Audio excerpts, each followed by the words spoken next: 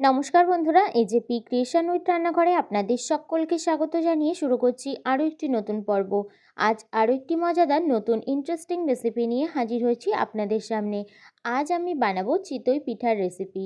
চলুন তাহলে আর বেশি দেরি না করে রেসিপিটি শুরু করা যাক। আর রেসিপিটি শুরু করার আগে প্রত্যেকবারের মতো আপনাদের কাছে একটাই অনুরোধ, ভিডিওটা একটু স্কিপ না করে প্রথম থেকে শেষ পর্যন্ত দেখতে থাকুন এবং রেসিপিটি ভালো লাগলে অবশ্যই একটা লাইক করে চ্যানেলটিকে সাবস্ক্রাইব করে রাখার অনুরোধ রইল। রেসিপিটি বানানোর জন্য আমি রাত্রে চাল ভিজিয়ে রেখেছিলাম। এখানে আতপ চাল কিছুটা আর কিছুটা সিদ্ধ চাল অর্থাৎ বাড়ির খাওয়ার চাল কিন্তু আমি এখানে একসঙ্গে দুটোকে ভিজিয়ে রেখেছিলাম সারা রাত। তারপর ভিজিয়ে রাখার পর চালগুলো কিন্তু দেখুন বন্ধুরা কতটা ফুলে উঠেছে। তো এই পর্যায়ে জল ঝরিয়ে নেব। জল ঝরিয়ে কিন্তু একটা ব্যাটার বানিয়ে নেব। এই পর্যায়ে একটা মিক্সির সাহায্যে কিন্তু আমি চালগুলোকে গুঁড়ো করে নিয়েছি। গুঁড়ো করে চালের ব্যাটারের মধ্যে দিয়ে দিচ্ছি স্বাদ মতো নুন আর দিয়ে দিচ্ছি 1 চামচ বেকিং পাউডার।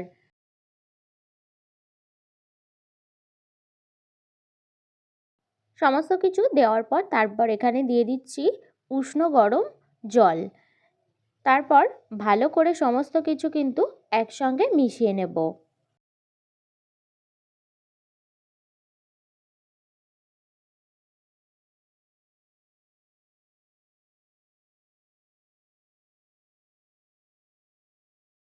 দেখুন বন্ধুরা এই পর্যায়ে কিন্তু ব্যাটারটা কিন্তু আমাদের রেডি হয়ে গেছে।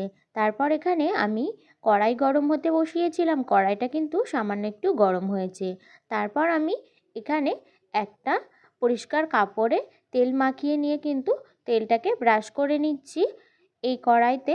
তারপর এখানে 1 চামচ ব্যাটার কিন্তু দিয়ে দেব। আমি এরকম একটা হাতা নিয়ে নিয়েছি, এই এক হাতা দিয়ে দেব। দিয়ে তারপর কিন্তু ঢাকা দিয়ে দেব।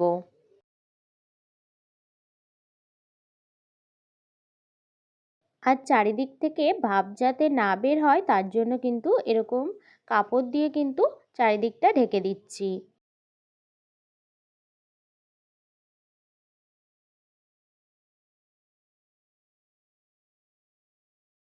4-5 মিনিটের মতো কিন্তু এটাকে এইভাবেই হতে দিতে হবে। তারপর এখানে 5 মিনিট হয়ে গেছে, আমি কিন্তু এবার ঢাকাটা খুলে নিচ্ছি। খুলে নিয়ে দেখুন বন্ধুরা কতটা সুন্দর হয়েছে আর কতটা জালিদার হয়েছে। তারপর একটা খুন্তির সাহায্যে এইভাবে করে কিন্তু তুলে নেব। দেখুন বন্ধুরা কত সহজেই উঠে আসছে। তারপর একে একে সমস্ত চিতই পিঠাগুলো কিন্তু ওই একইভাবে বানিয়ে নেব।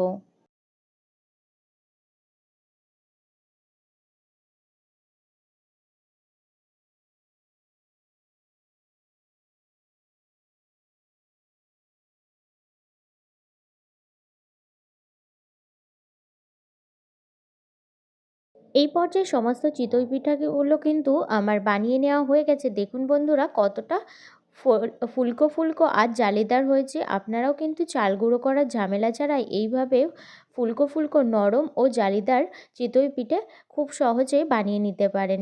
আমার এই চিতই পিঠার রেসিপিটি যদি আপনাদের ভালো লেগে থাকে তাহলে অবশ্যই একটা লাইক করে দেবেন এবং কমেন্টের মাধ্যমে জানাবেন আমার এই রেসিপিটি আপনাদের কাছে কেমন লেগেছে এবং বেশি বেশি করে শেয়ার করে আমার পাশে থাকবেন, আমাকে আরও উৎসাহিত করবেন।